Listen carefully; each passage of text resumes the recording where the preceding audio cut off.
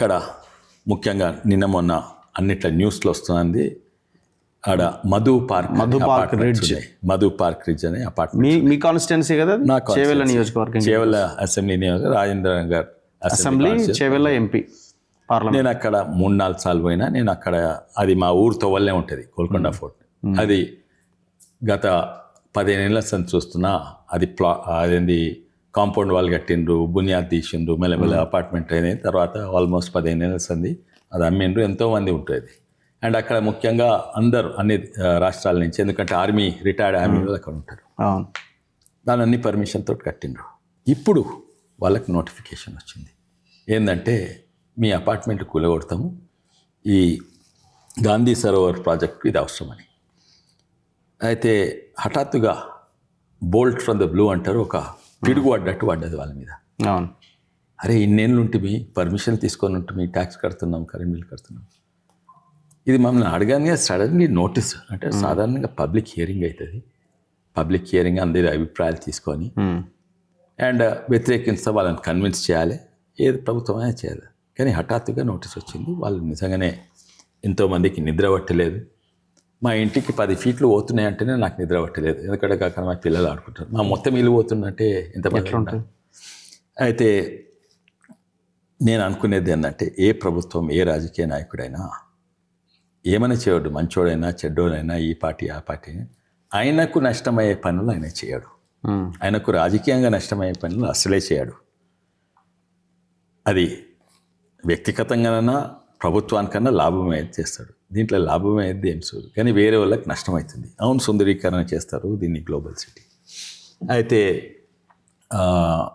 నిన్న నేను మాట్లాడేటప్పుడు కూడా చెప్పినాను, నాకు కూడా నేను సాధారణంగా నాకు హఠాత్తుగా ఎవరైనా మైక్ ఇచ్చి మాట్లాడమంటే నేను ఇంకా మాట్లాడాలంటే కొంచెం ప్రిపేర్ కాలేదు. కానీ మాట్లాడిన చింత తట్టింది మొత్తం మాట్లాడిన. ఇది మంచిగా ఉన్నది ఈ పార్క్, ఎకో పార్క్, కానీ ఇటువంటి వేరే ప్రాజెక్ట్ చేస్తుండ్రు. దీనివల్ల ఏం నష్టం అవుతలేదు, కానీ దానివల్ల ఎంతోమంది అపార్ట్మెంట్లు పోతున్నాయి, బాధితులు ఉన్నారు, పీడితులు ఉన్నారు, వాళ్ళకు అపోహలు ఎన్నో ఉన్నాయి.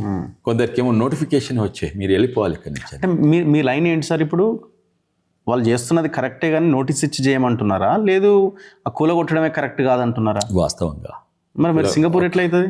కాదు, సింగపూర్ కావాలి, దీన్ని కూలగొడితే అదే ఇది కూలగొట్టకుండా కూడా అవుతుంది, కూలగొట్టకుండా అవుతుంది. అండ్ వాళ్ళు ఉన్నారు అక్కడ, పర్మిషన్ ఎవరు ఇచ్చిండ్రు? అప్పుడు వెనక గవర్నమెంట్ ఇచ్చింది. అయితే ఈ మీటింగ్ తర్వాత ప్రత్యేకంగా నేను రేవంత్ రెడ్డి గారు సీఎం గారితో మాట్లాడిన దీని గురించి. మీటింగ్ అయిపోయినాక, కానీ మీటింగ్లో మాట్లాడింది ఏంటంటే మైక్ ఇచ్చినప్పుడు అందరు ముంగట మాట్లాడినా, ఇది సీక్రెట్ ఏం లేదు. అయితే ఇది ఏ ప్రభుత్వం కూడా చేయదు. రేవంత్ రెడ్డి గారు సీఎం ఓ బాధ్యతతో చేయాలి. మంచి పని చేసినా కూడా 10 మందికి నష్టమయ్యేటట్టు చేయవద్దు. ఒకవేళ ఎట్టి పరిస్థితుల్లో ఒక అపార్ట్మెంట్ పోతే దానికంటే ఎక్కువ విలువైనది, దానికంటే మంచి అపార్ట్మెంట్ అని ఇవ్వాలి.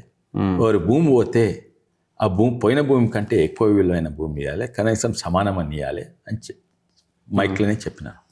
దాని తర్వాత నేను మాట్లాడిన రేవంత్ రెడ్డి గారితో.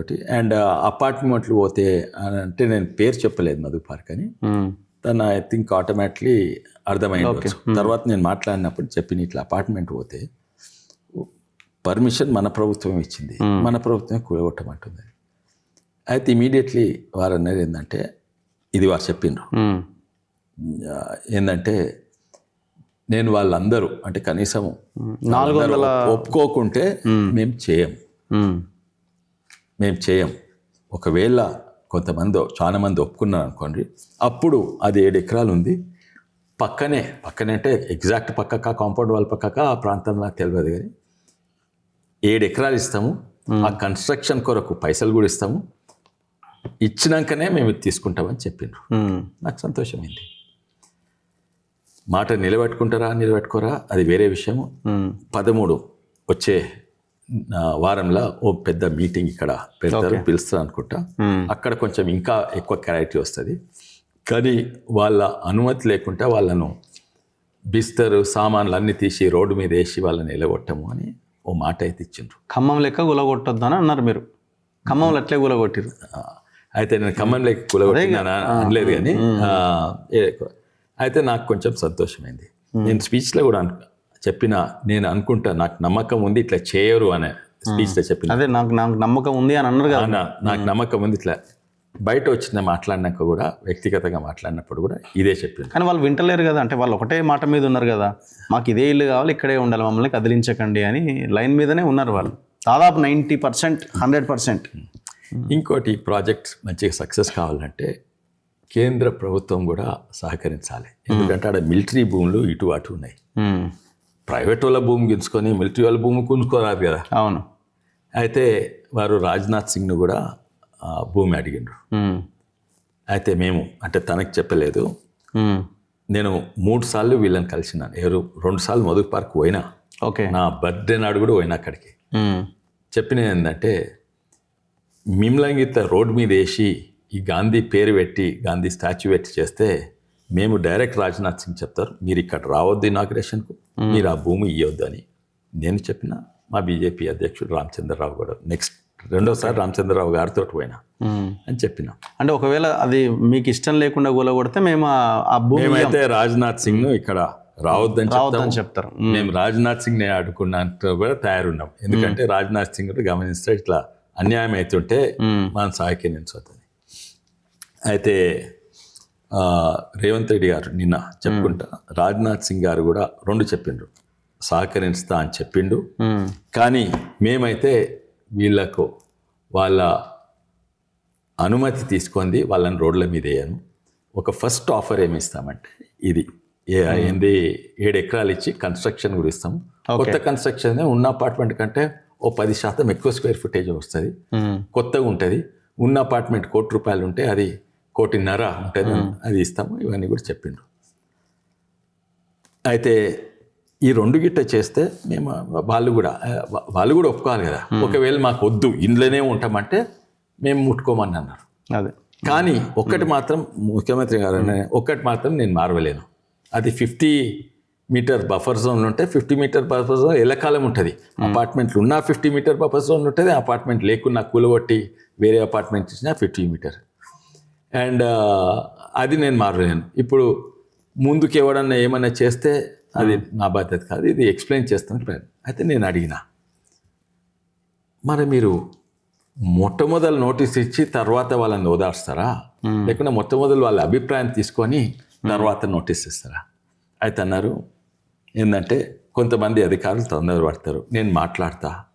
ఇక ఇది ఆఫ్ ద రికార్డ్ కొన్ని అంటే అధికారుల ఉత్సాహం అన్నట్టు చెప్పిండ్రు. ఏది అత్యుత్సాహం నేను చెప్పంగానే నోటీస్ ఇచ్చేసిండ్రు.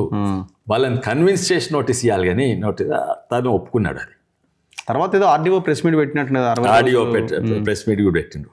అయిపోయింది కదా. అయితే నాకు కొంచెం సంతోషము, ఒక నమ్మకము, ఒక హోప్ పెరిగింది.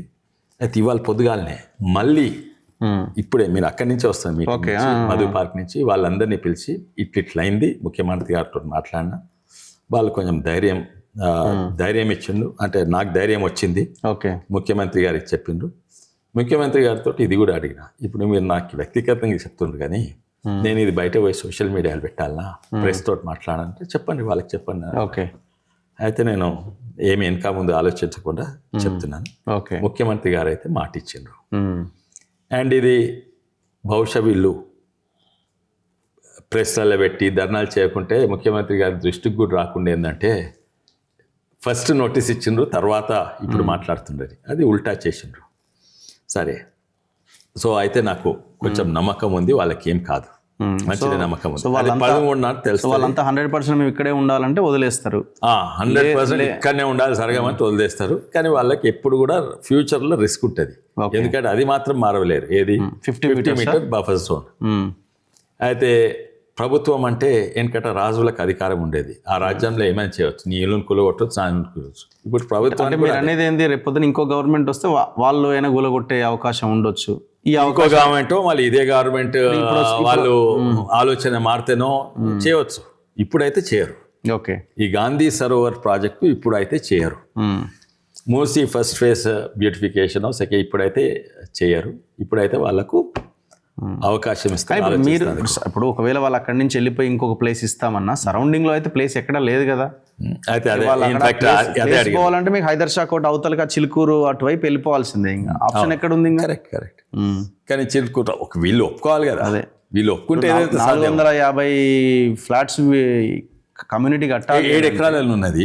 7 ఎకరాలు పెద్దది కదా. 7 ఎకరాలు అయితే వీళ్ళకి కన్స్ట్రక్షన్ కాస్ట్ ఇచ్చేస్తారు. కన్స్ట్రక్షన్ కాస్ట్ ఏంటంటే 2.5-3 వేలు ఉంటుంది construction cost. Of course apartment అంతా 10,000కి అమ్ముతారు కానీ అట్లా అయితే ఇస్తామని చెప్పింది. ఇది నేను కరెక్టే, భూమి దాని పక్కకుందని ఇవాళ పొద్దుగాల ఈ అపార్ట్మెంట్ ఓనర్స్ తోటి కలిస్తే పక్కకి ఎక్కడ ఉందా భూమి అంటే నాకు తెలియదు, మీకే తెలియాలి, కొంచెం ఉన్నది అటు దిక్కు అని. ఇటు దిక్కు మొత్తం మిలిటరీ అనుకోని మిలిటరీ. ఓకే.